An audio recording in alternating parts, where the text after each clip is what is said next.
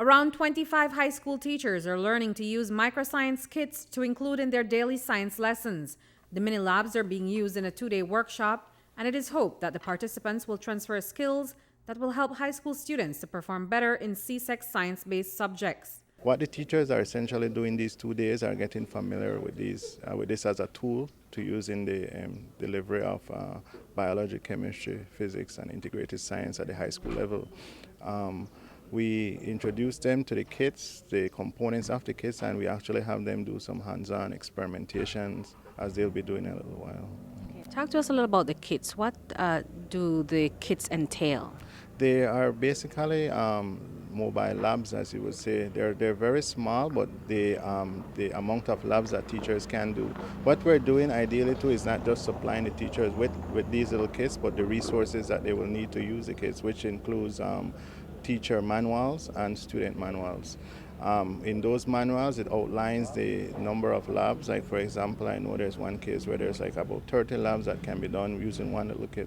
And what we're doing these 2 days, though, most importantly, is to link the labs to CSEC, because one of the challenges we had last year was that the teachers were not seeing that correlation, how they can actually use these labs to do CSEC labs, right? And that way we encourage them to do more practical work. Will the ministry be monitoring the impact of this project when you look at perhaps the performance of the students and the curriculum? Will there be curriculum changes to perhaps incorporate some of the things that the teachers are learning here?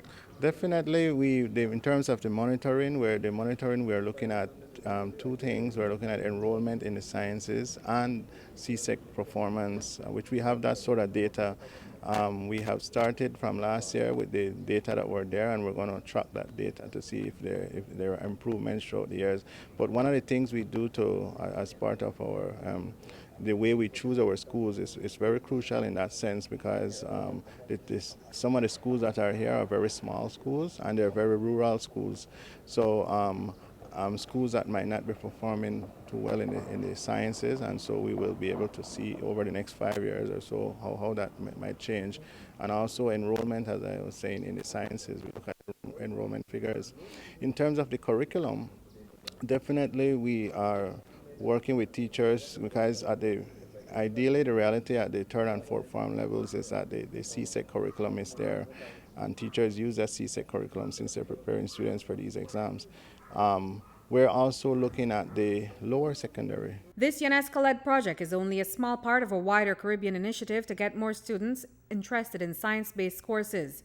It will help to address the shortage of trained teachers and lack of lab resources. In building capacity for science education, UNESCO decided to introduce its Global Microscience Experiments project as a low-cost, effective initiative for the capacities in science education at a time when less than 20% of our Caribbean students enroll in physics, chemistry, and biology, mainly because we have a shortage of trained teachers and we have challenges with resourcing our laboratories for science education. How do you follow it up to see that what they're doing here is being translated into the classroom and applied after? But the way the implementation is designed is they're going to be follow-up district workshops for all of the districts under the pilot project.